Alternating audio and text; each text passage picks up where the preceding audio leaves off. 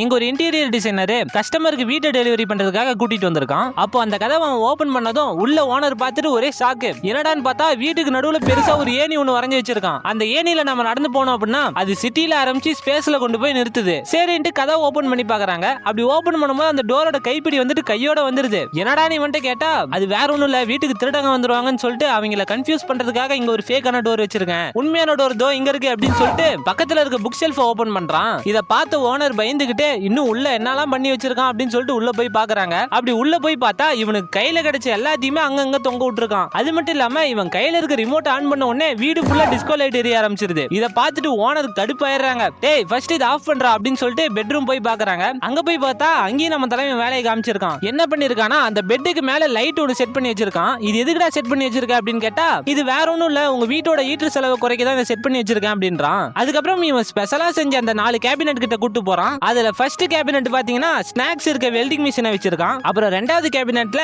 Snacks சாப்பிட்டு drink குடிக்கிறதுக்காக ஒரு cool drinks மிஷினையும் வச்சிருக்கான். அப்படியே மூணாவது கேபினெட்டை பாத்தீங்கன்னா நல்லா சாப்பிட்டுட்டு சில் பண்றதுக்காக ஒரு கரோக்கி மிஷினையும் வச்சிருக்கான். கடைசியா நாலாவது கேபினெட் எதுக்கு வச்சனே தெரியாம ஒரு ஜெனரல் சிலையை கொண்டு வந்து அங்க வச்சிருக்கான். இத பார்த்துட்டு ஹவுஸ் ஓனருக்கு மயக்கமே வந்துருது. சரி இவன் தண்ணி குடிக்கலாம்னு சொல்லிட்டு கிச்சன் போய் பார்த்தா அந்த கிச்சனை ஒரு அக்வேரியம் மாதிரி செட் பண்ணி வச்சிருக்கான். ஏன்டா இப்படி பண்ணி வச்சிருக்கேன்னு கேட்டா எல்லாம் என் பிரெயினோட கிரியேட்டிவிட்டி சார் அப்படின்னு சொல்றான். சரி இது எல்லாத்தையுமே உர்றா, இந்த செவுத்துல எதுக்குடா இந்த மீனோட சிலையை செட் பண்ணி வச்சிருக்க அப்படின்னு சொல்லிட்டு கேட்டா இது வேற ஒண்ணும் இல்ல, நீங்க கிச்சன்ல மசாலாலாம் யூஸ் பண்ணுவீங்கல்ல, அதனாலதான் இதுல மசாலாவை கூட்டி வைக்க தான் இதை செட் பண்ணி வச்சிருக்கேன் அப்படின்னு சொல்றான். ஆனா இதை கேட்டு ஓனர் கோவப்படாம சரி உர்றா ஏதோ உன் கிரியேட்டிவிட்டியே காட்டிட்ட, ஆனா பாத்ரூம்ல நீ எந்த வேலையும் காட்டல அப்படின்னு சொல்லிட்டு பாத்ரூம் போய் பாக்குறாங்க. அங்கதான் நம்ம தலைவன் வந்துட்டு ஃபுல் கிரியேட்டிவிட்டி யூஸ் பண்ணி வச்சிருக்கான். என்ன பண்ணி வச்சிருக்கானா இயற்கையோட ஒன்றிணைஞ்சு போகணும்னு சொல்லிட்டு ஒரு காட்டையே உருவாக்கி வச்சிருக்கான். இதெல்லாம் பார்த்துட்டு ஹவுஸ் ஓனர் வந்துட்டு ஏன்டா உன் கிரியேட்டிவிட்டிக்கு ஒரு அளவே இல்லையாடா அப்படின்னு சொல்லிட்டு அப்படியே உட்காந்துறாரு. சார் இது மட்டும் இல்ல, உங்களுக்கு இன்னொரு சர்ப்ரைஸ் இருக்கு அப்படின்னு சொல்லிட்டு அந்த பாத்ரூமோட டோரை க்ளோஸ் பண்றான். பார்த்தா அந்த டோர் பின்னாடி ஹவுஸ் ஓனரோட போட்டோ ஒட்டி வச்சிருக்கான். இத பார்த்துட்டு இந்த ஹவுஸ் ஓனருக்கு நெஞ்சு வலியே வந்துருது.